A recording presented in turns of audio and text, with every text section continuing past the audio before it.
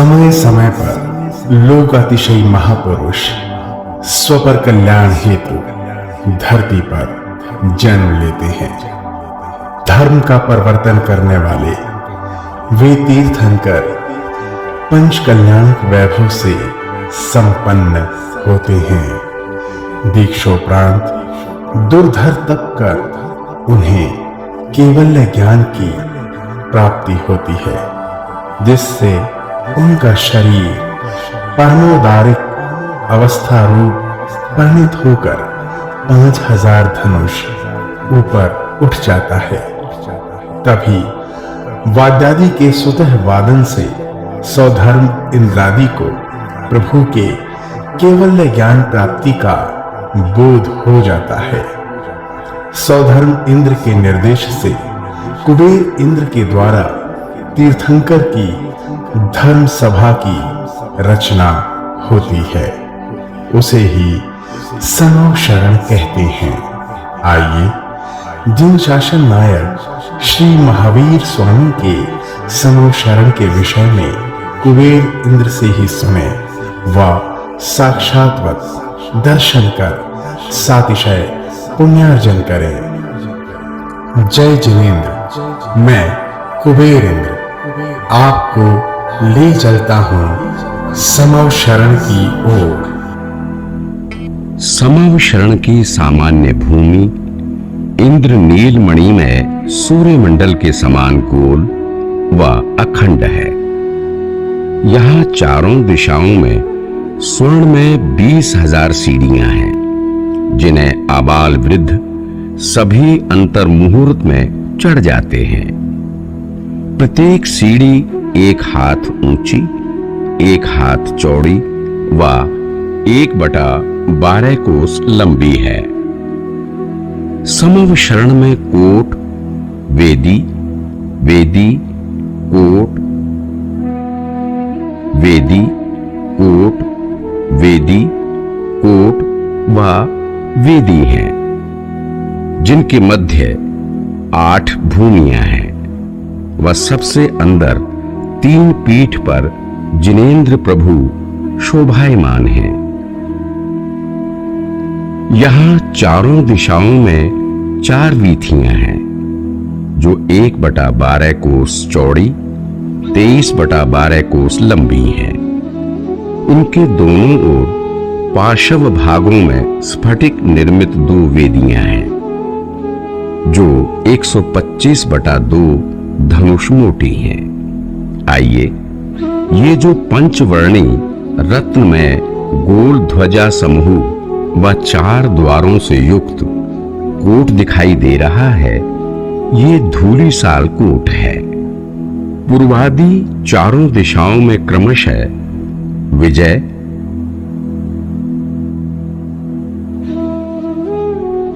वैजयंत,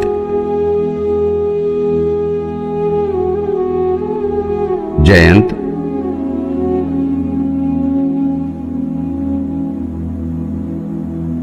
व अपराजित नामक 4 द्वार हैं, जो अतिशय वैभव से युक्त हैं। ये गोपुर द्वार स्वर्ण में देवादि के जोड़ों व मालादि से शोभित हैं।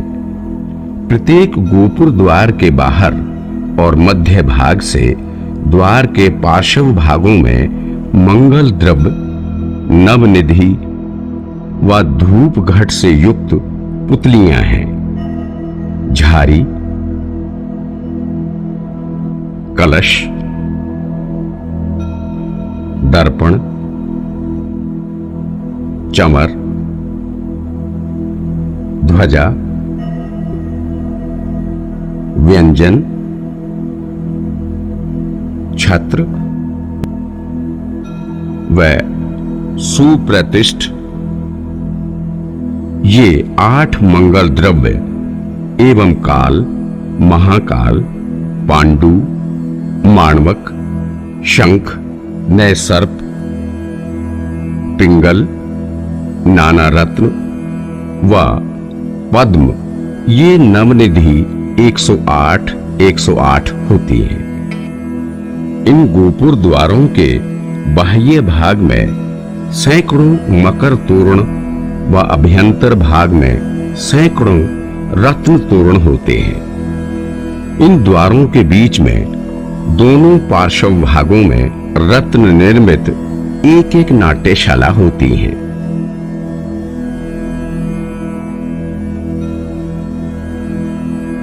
इस गोपुर द्वारों पर रत्न दंड युक्त ज्योतिष देव द्वारा रक्षक होते हैं। इन गोपुर द्वारों के बाह्य व अभ्यंतर भाग में नाना रत्नों से निर्मित संचार योग्य सीढ़ियां होती हैं। इस धूलिसाल कोट की ऊंचाई जिनेंद्र प्रभु की शरीर की ऊंचाई से चौगुनी अर्थात 28 हाथ है। इनकी ऊंचाई से तोरणों की ऊंचाई अधिक और उससे भी अधिक गोपुर द्वारों की ऊंचाई है। इस धूलिसाल का मूल विस्तार 1/72 कोस है। चैत्य प्रासाद, इस कोट के आगे चैत्य प्रासाद भूमि है। यहां 5 प्रासादों के अंतराल से एक एक जिन भवन है। ये भूमि नाना वन समूह, वापिकाओं व जलकूपों से सुसज्जित है। चैत्य प्रासाद भूमि में विद्यमान चैत्य व प्रासाद जिनेंद्र प्रभु से 12 गुणे ऊंचे अर्थात 21 धनुष हैं। इस भूमि का विस्तार 11/72 कोस है।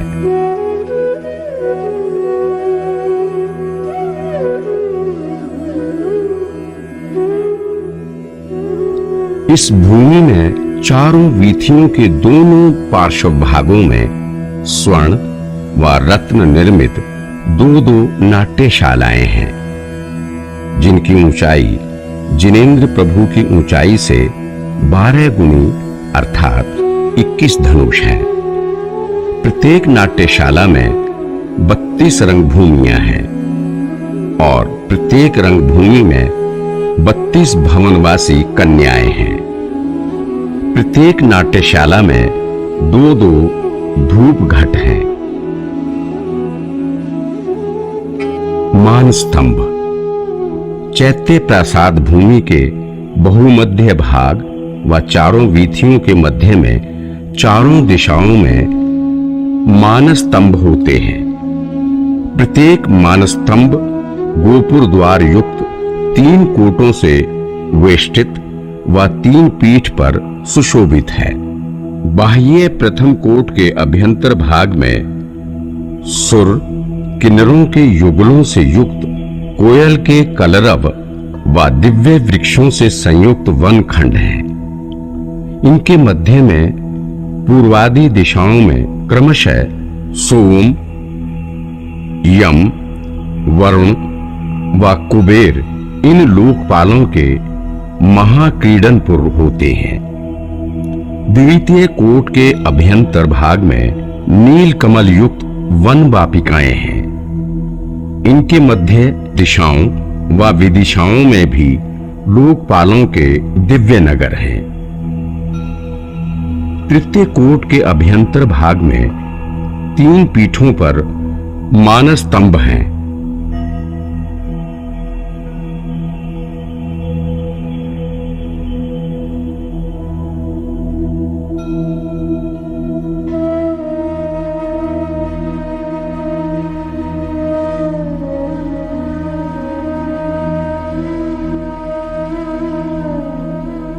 प्रथम पीठ वैडूर्य मणि में 2/3 धनुष ऊंची है।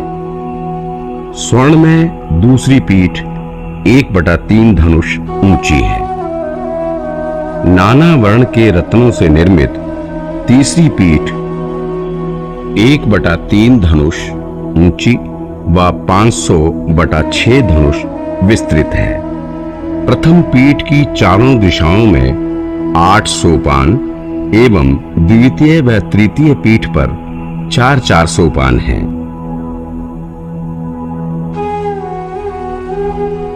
इन तीनों पीठ पर गगनचुंबी रतन खचित मानस्तंभ हैं इस मानस स्तंभ का बाहुल्य 499/6 धनुष है। वह ऊंचाई जिनेंद्र प्रभु की ऊंचाई से 12 गुनी अर्थात 21 धनुष है। मानस स्तंभ का मूल भाग 2000 धनुष, मध्य भाग स्फटिक रत्नमय व उपरिम भाग वैडूर्य मणि से खचित है। मानस स्तंभ के मूल व उपरिम भाग में चारों दिशाओं में अष्ट प्रातिहार्य युक्त एक एक जिन प्रतिमा है।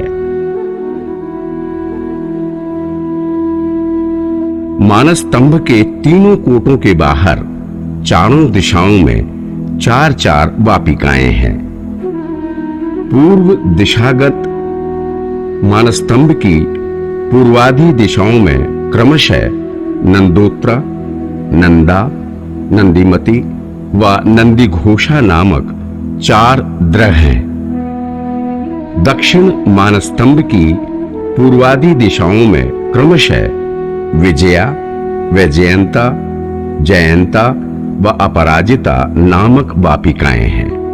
पश्चिम मानस स्तंभ की पूर्वाधि दिशाओं में क्रमशः अशोका, सुप्रसिद्धा, कुमुदा व पुंडरीका नामक वापिकाएं हैं।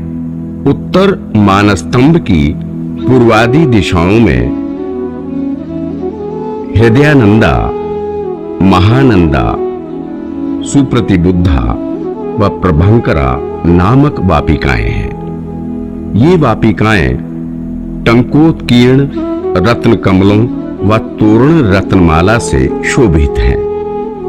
वापिकाओं के चारों तटों पर जल क्रीड़ा हेतु दिव्य वस्तुओं से पूर्ण मणियों से खचित सोपान हैं। इनमें चारों निकाय के देव क्रीड़ा करते हैं। प्रत्येक द्रह से आश्रित 2-2 कुंड हैं, जिनमें सुर, नर, त्रियंच पैर धोकर सभा में प्रवेश करते हैं।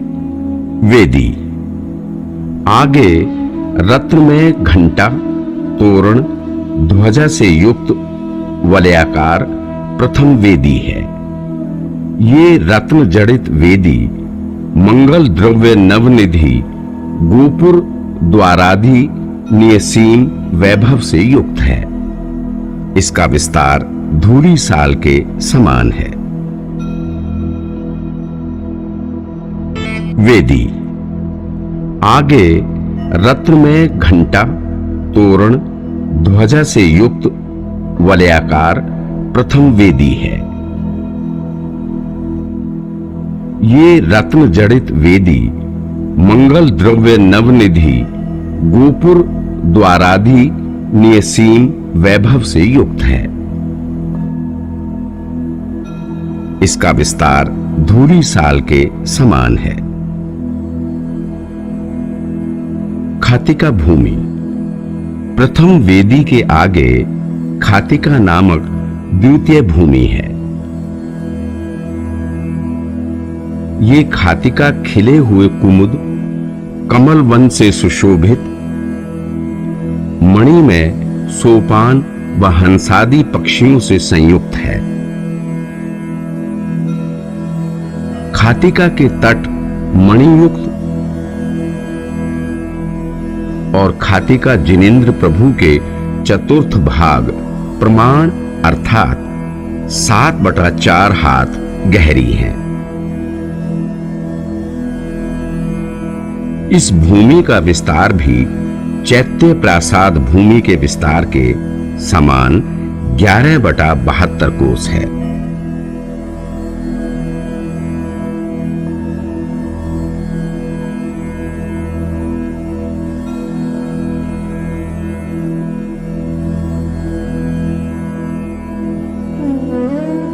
दूसरी वेदी इसके आगे द्वितीय वेदी है। प्रथम वेदी के समान यह भी रत्नमय ध्वजा, तोरण व घंटों से शोभित व निधि मंगल द्रव्यों से युक्त 1/36 कोस विस्तार वाली है।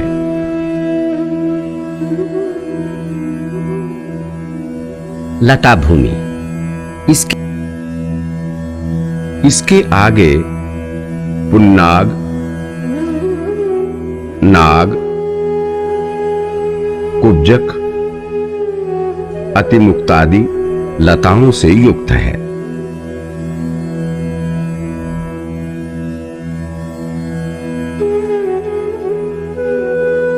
ये शैयाओं से सुशोभित लता गृह, मनोहर क्रीड़ा पर्वत, कमलों से युक्त वापिकाओं से युक्त है।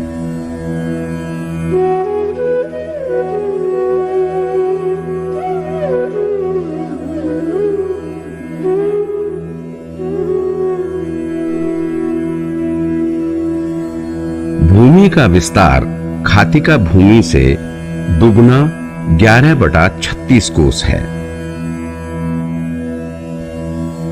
द्वितीय कोट हजारों इंद्रधनुष के समान शोभायमान रत्न खचित यह है। द्वितीय कोट धूलिसाल कोट के सदृश 4 द्वारों, पताकाओं, मंगल द्रव्य व निधियों से सहित है।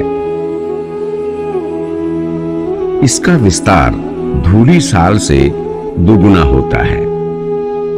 इस द्वितीय कोट के द्वार रजतमय हैं और व्यंतर देवों के यक्षों द्वारा रक्षित हैं। उपवन भूमि इससे आगे पूर्वादि दिशाओं में क्रमशः अशोक, सप्तपर्ण, चंपक व आम्र वनों से शोभित उपवन भूमि है।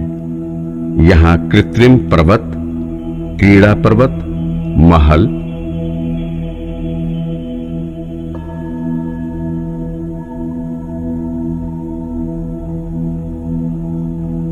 व कमल सरोवर, चित्रशालाएं, प्रेक्षागृह, नदियों से पुलिन, वनखंड, उत्कृष्ट वापिकाएं सुशोभित हैं। अशोकादि उपवनों के मध्य अशोक, सप्तछद, चंपक व आम्र वृक्ष हैं। ये चारों वृक्ष स्वर्ण की 3 कटनियों व ऊंची पीठिका पर स्थित हैं। चैत्यों से युक्त होने के कारण ये चैत्य वृक्ष कहलाते हैं। दिव्य आभा से युक्त वृक्ष के पत्ते वैडूर्य मणि में व पुष्प पद्म राग मणि में हैं।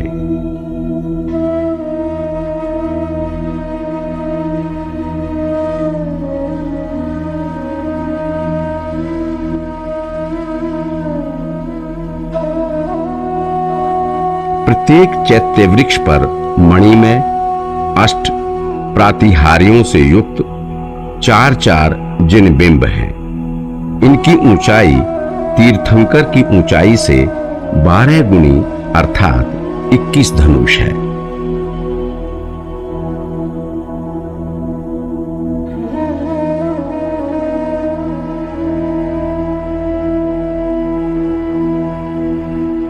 उपवन की वापिकाओं के जल में स्नान करने पर, अपने एक भव को व जल में निरीक्षण करने पर अतीत अनागत संबंधी 7 भव देखते हैं।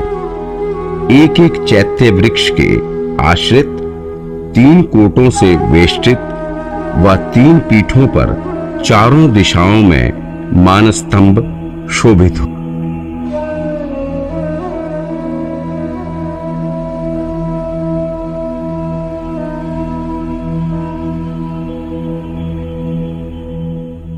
होते हैं। ये मानस्तंभ वापिकाओं से युक्त हैं, जो कमलादि से परिपूर्ण है। अशोक वन में नंदा, नंदोत्रा, आनंदा, अभिनंदिनी, नंदपति व नंदीघोषा ये 6 वापिकाएं हैं। सप्तपर्ण वन में विजया, अभिजया, जैत्री, वैजयंती, अपराजिता व जयोत्रा ये 6 वापिकाएं होती हैं। चंपक वन में कुमुदा, नलिनी, पद्मा, पुष्करा, विश्वोत्पला, व कमला, ये 6 वापिकाएं होती हैं। आम्रवन में प्रभासा, भास्वती, भासा, सुप्रभा, भानुमालिनी और स्वयं प्रभा, ये 6 वापिकाएं होती हैं। उपवन पृथ्वी का विस्तार प्रथम पृथ्वी से दुगुना अर्थात 11/36 कोस है।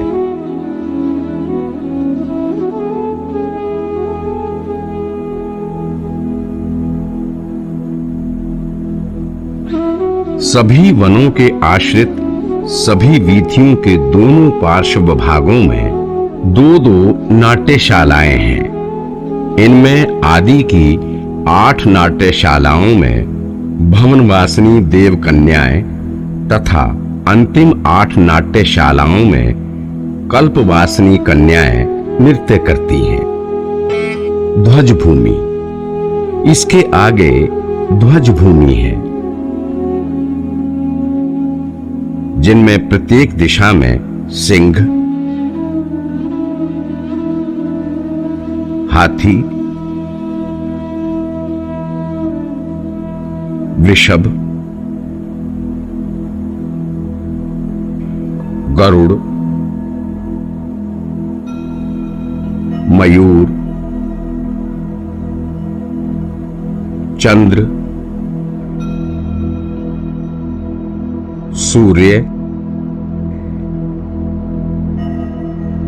हंस, कमल व चक्र, इन चिन्हों से युक्त 10 प्रकार की दिव्य ध्वजाएं जो कि 108 हैं। इस प्रकार एक दिशा में 108 गुना 10 अर्थात 1080 महाध्वजा एवं चारों दिशाओं में 1080 गुना 4 अर्थात 4320 महाध्वजा हैं। प्रत्येक महाध्वजा की 108 लघु ध्वजाएं होती हैं। तब 4320 महाध्वजाओं की 4320 गुना 108 अर्थात 4,66,560 लघु ध्वजाएं हैं।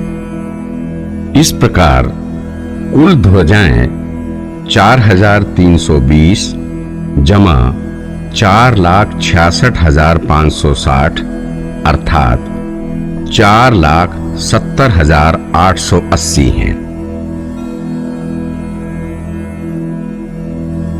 ये रत्न खचित ध्वजाएं स्वर्ण में स्तंभों से संलग्न होती हैं।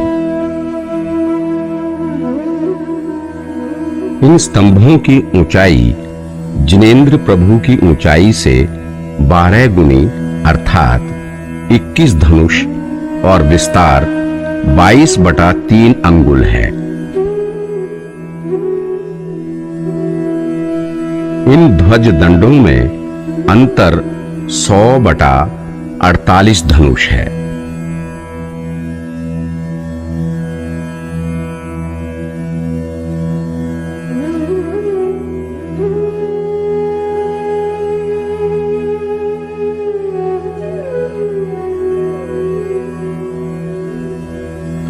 कल्प वृक्ष, इसके आगे षष्ठम कल्प वृक्ष भूमि है।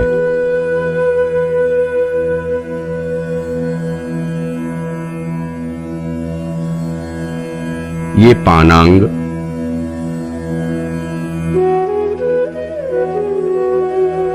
तुर्यांग,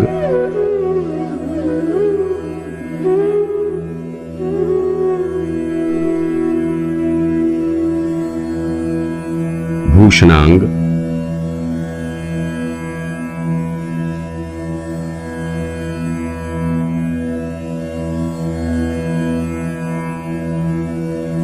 वस्त्रांग, भोजनांग, गृहांग, दीपांग, भाजनांग,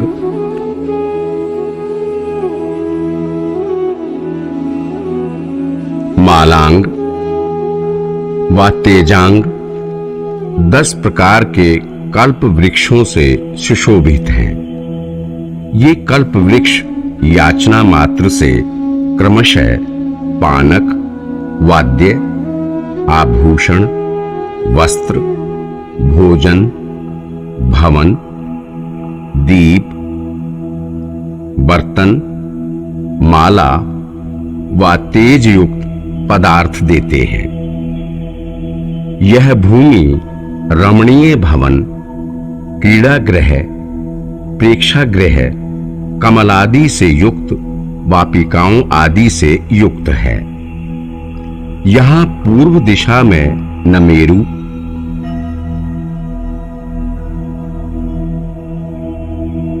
दक्षिण दिशा में मंदार,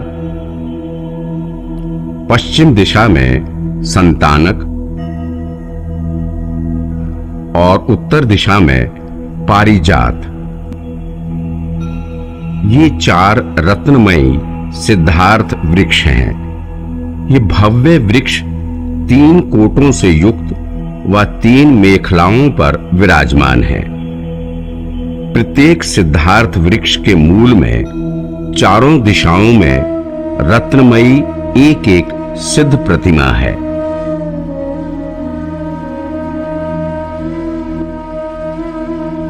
प्रत्येक सिद्धार्थ वृक्ष के आश्रित 3 कोटों से वेष्टित 3 पीठों के ऊपर 4 मानस्तंभ हैं।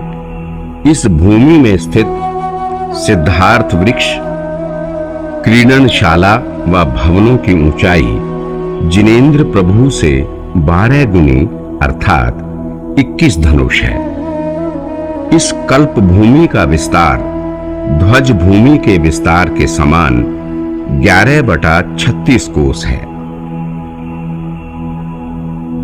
कल्प वृक्ष भूमि के प्रत्येक वीथी के आश्रित पार्श्व भागों में दोनों ओर 84 हाथ ऊंची 4-4 नाट्यशालाएं हैं।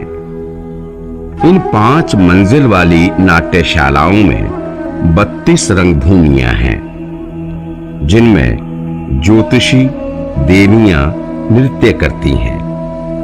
ये स्वर्ण में खंभों व स्फटिक से निर्मित सुशोभित होती हैं। भवन भूमि, इसके आगे रत्न खचित भवनों से युक्त 7म भवन भूमि है। यहां वज्र की नींव वाले चंद्रकांत मणि से निर्मित दीवार युक्त व ऊंचे स्वर्ण के खंभे वाले 1, 2 व 3 खंड वाले शय्यादि सुविधाओं से युक्त सुंदर श्वेत भवन है। ध्वजाओं व तोरणों से युक्त उन भवनों में जिन बिंब होते हैं, देखिए, नृत्य, वाद्यों के स्वर व सुमधुर गीतों से युक्त भव्य जीव यहां जिनेंद्र प्रभु का अभिषेक व पूजन कर रहे हैं। इसका विस्तार 11/72 कोस है।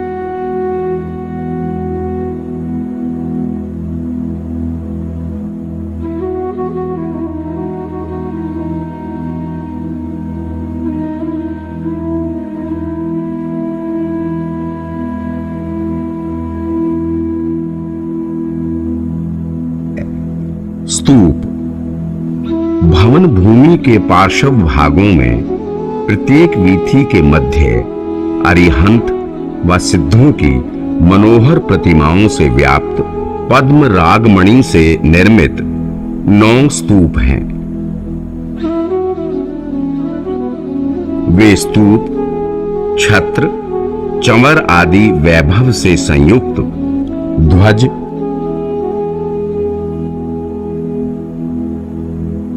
व अष्टमंगल द्रव्यों से सहित तथा दिव्य रत्नों से निर्मित हैं।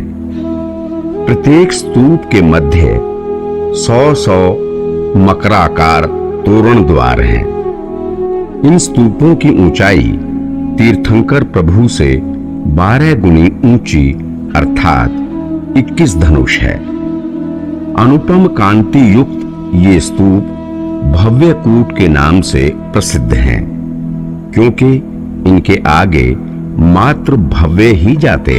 श्री मंडप भूमि, इसके आगे अति वैभव युक्त दीवारों पर रत्नमय खंभों से खड़ा हुआ व स्फटिक मणि से निर्मित मनोहर श्री मंडप बना है।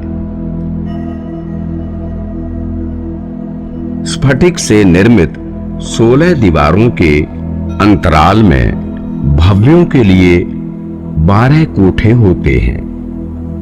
इन कोठों की ऊंचाई जिनेंद्र प्रभु से 12 गुनी अर्थात 21 धनुष है तथा इन कोठों का विस्तार 1250 बटा 9 धनुष है।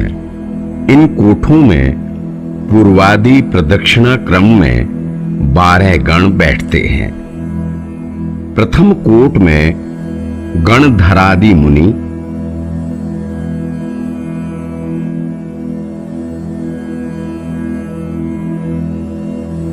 द्वितीय कोट में कल्पवासिनी देवियां,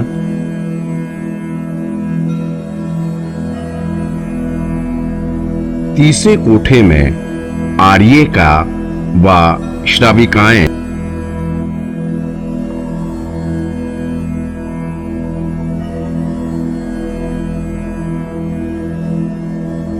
चतुर्थ कोठ में ज्योतिष देवियां, पंचम कोठ में व्यंतर देवियां,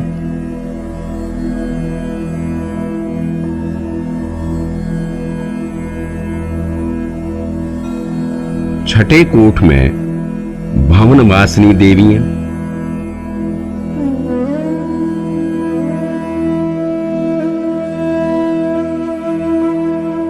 सप्तम कोट में भवनवासी देव,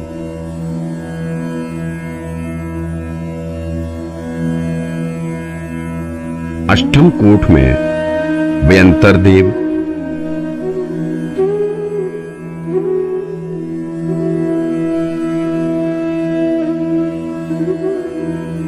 नवम कोट में ज्योतिष देव,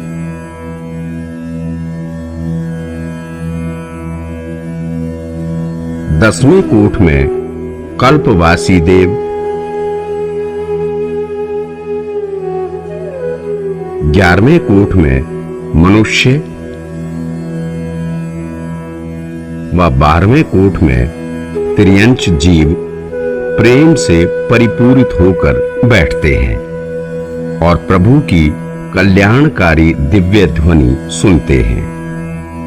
प्रथम पीठ, वैडूर्य मणियों से निर्मित ये प्रथम पीठ 21 धनुष ऊंची है। प्रथम पीठ पर 12 कोठों में से प्रत्येक कोठ के प्रवेश द्वार में व प्रत्येक वीथी के सन्मुख 16-16 सोपान हैं। इस पीठ का विस्तार 1/6 कोस है। इस पीठ की परिधि अपने विस्तार से 3 गुनी अर्थात 1/2 कोस है। पूजन व मंगल द्रव्यों से युक्त इस पीठ पर चारों दिशाओं में यक्षेंद्र सिर पर धर्मचक्र धारण कर स्थित है। इस पीठ की मेखला 125/2 धनुष है। 12 गणों के प्रधान इस प्रथम पीठ पर जिनेंद्र प्रभु की प्रदक्षिणा कर रहे हैं। द्वितीय पीठ, ये दूसरी पीठ 1/3 धनुष ऊंची है एवं इसकी मेखला 125/2 धनुष है। इस स्वर्णमय पीठ पर चढ़ने के लिए चारों दिशाओं में 5 वर्ण वाले रत्नों से निर्मित 8-8 सोपान हैं। इस द्वितीय पीठ पर मणिमय स्तंभों पर लटकती हुई सिंगादि चिन्हों से युक्त ध्वजाएं सुशोभित हैं। इस पर सुंदर पूजन द्रव्य, नवनिधि, मंगल द्रव्य व धूप घट विद्यमान हैं। इस पीठ का विस्तार 5/48 कोस है। तृतीय पीठ, द्वितीय पीठ पर नाना रत्नों से खचित तीसरी पीठ है। उसके चारों दिशाओं में 8-8 रत्नमय सोपान हैं। इस गोलाकार पीठ की ऊंचाई द्वितीय पीठ के समान 1/3 धनुष है। इसका विस्तार प्रथम पीठ का चतुर्थ भाग और परिधि उसके विस्तार से तिगुनी है।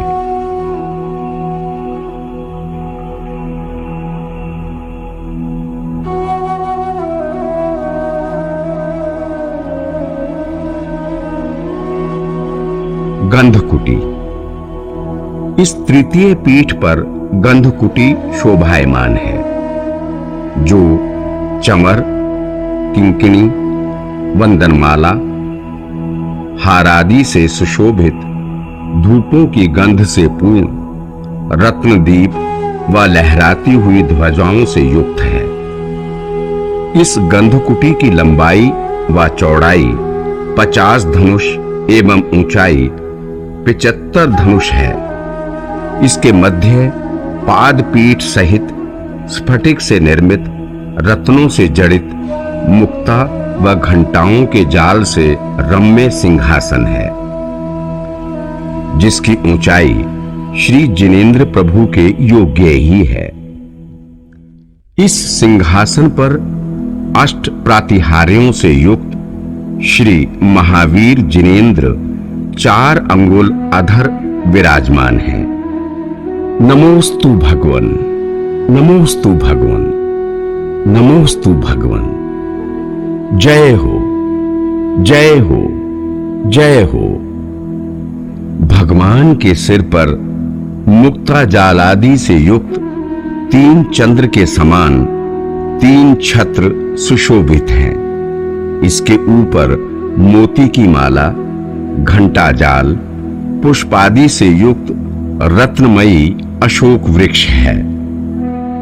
महावीर स्वामी को साल वृक्ष के नीचे केवल ज्ञान प्राप्त हुआ था, अतः ये साल अशोक वृक्ष है। इसकी ऊंचाई जिनेंद्र प्रभु से 12 गुनी अर्थात 21 धनुष है। प्रभु के दोनों ओर 64 यक्षदेव 32-32 धवल चंवर ढोर रहे हैं।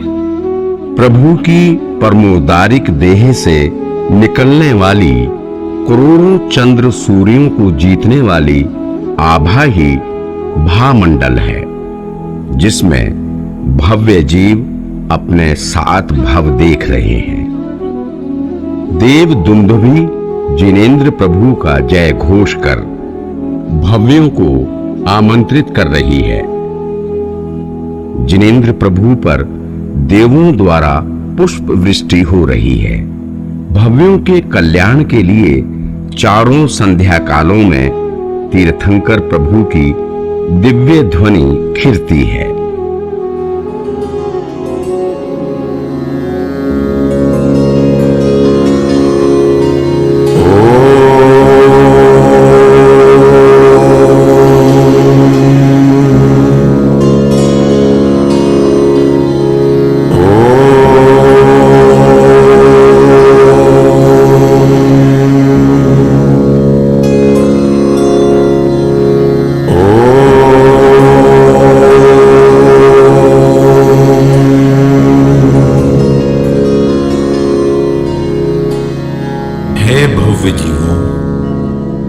यह संपूर्ण विश्व अनादिकाल से स्वनिर्मित रचना है।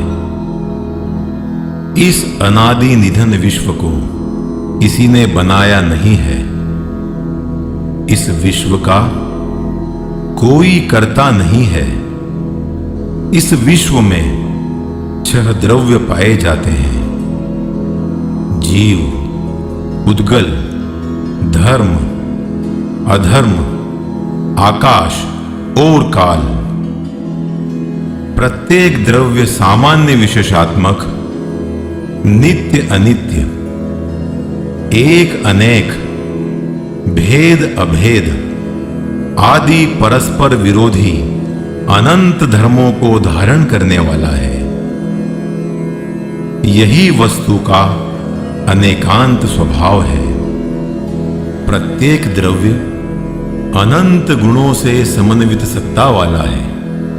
प्रत्येक द्रव्य का परिणमन स्वतंत्र है। इस विश्व का जगत में कोई नाश नहीं कर सकता। प्रत्येक द्रव्य सदा परिणमनशील है। इसके परिणमन में किसी अन्य द्रव्य का हस्तक्षेप नहीं होता। इन 6 द्रव्यों में एक चेतनवंत जीव द्रव्य है। हे भव्य, तुम स्वयं चैतन्य लक्षण से अलंकृत जीव पदार्थ हो। हे जीव, तुम भी अन्य द्रव्यों के समान अनंत गुणों से परिपूर्ण जीव तत्व हो। इस 3 लोक में जीव ही चैतन्य लक्षण से सुशोभित है। प्रत्येक जीव ज्ञान, दर्शन, सुख, वीर्य, विभुत्व इत्यादि अनंत शक्तियों का संग्रहालय है। अनंत गुणों का भंडार है। प्रत्येक जीव में पूर्ण सुखी होने की सामर्थ्य है, परंतु यह जीव अपने अनंत वैभव को भूलकर, अपनी अनंत सामर्थ्य को विस्मृत कर, परद्रव्यों को, शरीर को, रागादि विकारी भावों को अपना स्वभाव मानकर उसमें रमण करता है। संपूर्ण जगत का परिणमन स्वाधीन होने पर भी परद्रव्यों का कर्ता भोक्ता बनता है और अपने अनुकूल कार्य न होने पर व्यर्थ ही आकुलता करता है और दुखी होता है। पंचेंद्रिय जीव के विषय भोगों में सुख मानकर रमण करता है, परंतु यह सुख पराधीन, बाधा सहित विषम, खंडित होने से आकुलता ही उत्पन्न करता है।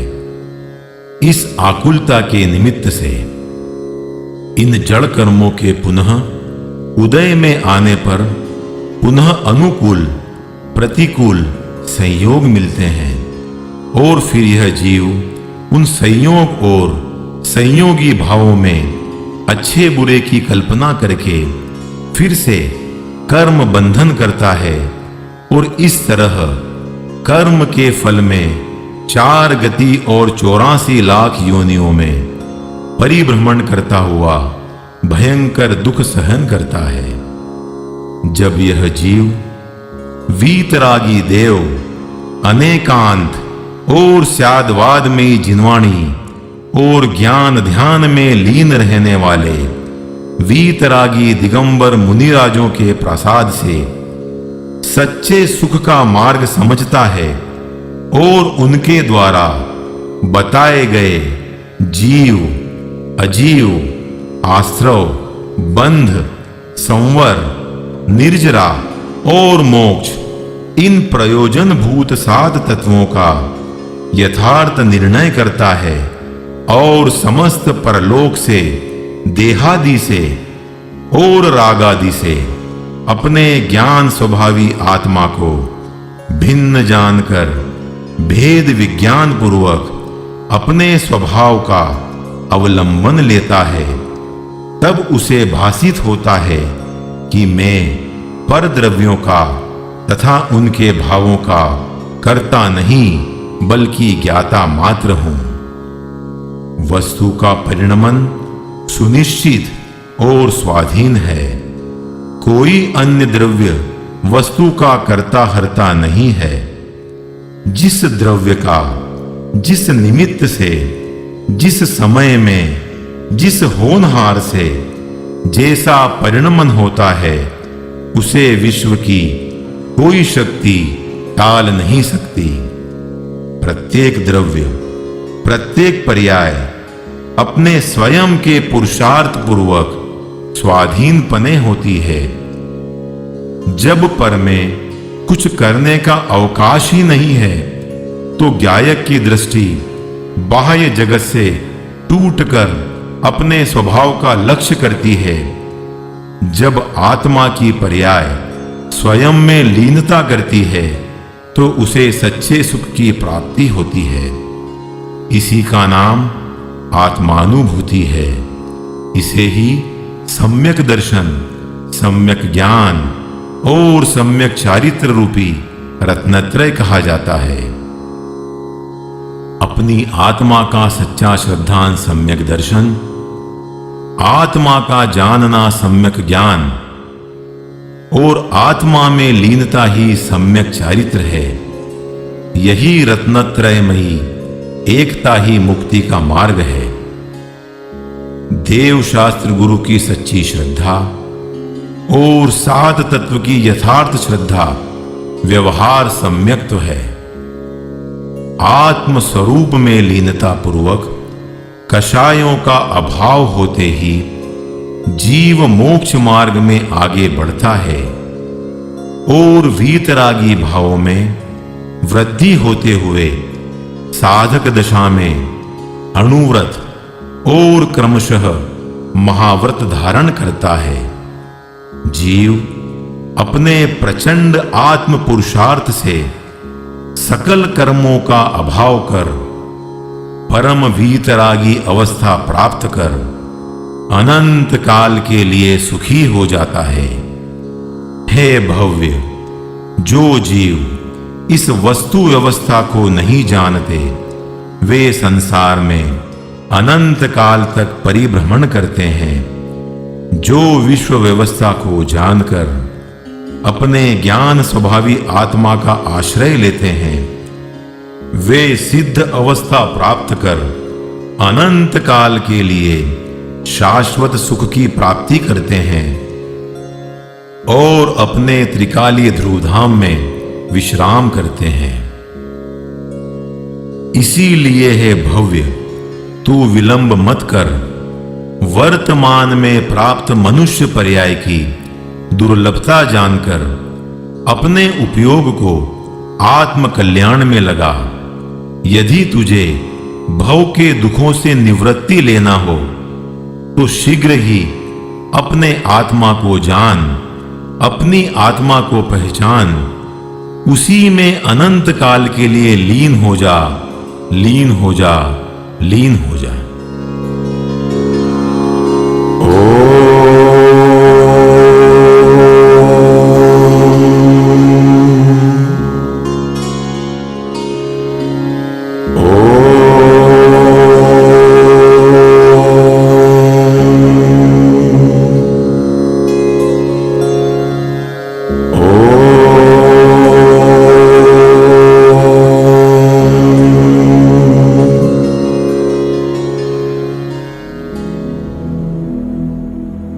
दिव्य समवशरण की वंदना भव्य जीव कर पाते हैं। आप और हम अत्यंत पुण्यवान हैं जो तीर्थंकर प्रभु की साक्षात धर्म सभा या समव शरण की वंदना कर सके।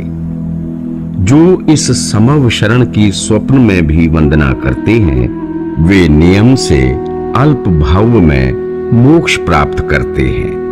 महानुभाव, अब तीर्थंकर प्रभु का विहार हो गया है। इस समव शरण की रचना अब अन्यत्र होगी। अहो भव्यवर पुंडरीक महानुभाव, यदि आप सभी आसन्न भव्य हैं, तो इस समव शरण की नित्य संध्या कालों में भाव भक्ति पूर्वक वंदना अवश्य करें, क्योंकि एक बार समव शरण की वंदना करने से असंख्यात पाप कर्मों की हानि व सातिशय पुण्य का बंध होता है। जय जिनेन्द्र, जैनम जयतु शासनम विश्व कल्याण कारकम।